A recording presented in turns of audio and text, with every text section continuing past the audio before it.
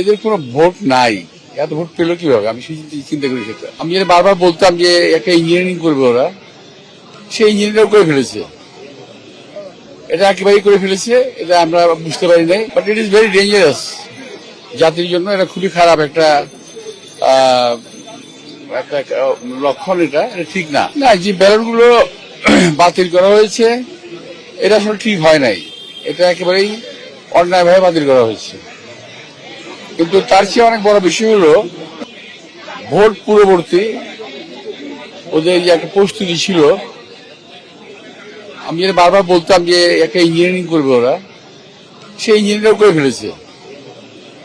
এটা একেবারেই করে ফেলেছে, এটা আমরা বুঝতে পারি নাই, এবং কোন কায়দা করেছে এটা এখন আমরা বুঝতে পারছি, but it is very dangerous.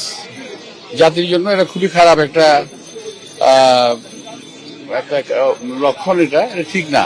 যেটা করেছে ওরা এটা ঠিক হয়নি। আমরা ধরেছি বিষয়টা, এটা ঠিক হয়নি, এটা করা ঠিক হয়নি ওদের। আক্ষেপ কেন থাকবে? আক্ষেপ থাকার কোনো কারণ দেখি না আমি।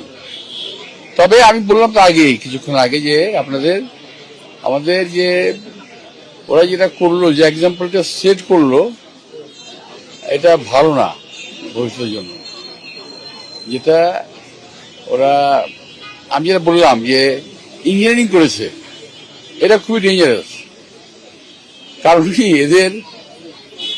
এদের কোনো ভোট নাই, এত ভোট পেলো কিভাবে? আমি চিন্তা করি সেটা। আমি আমার যে ভোটগুলো বাতিল করা হয়েছে সে ব্যাপারে আমি আবেদন করেছি যে ভোটগুলোকে কাউন্টের মধ্যে রাখা হোক। তো এখন এটা নির্বাচন কমিশনের দায়িত্ব, আমার কিছু করার তো নাই।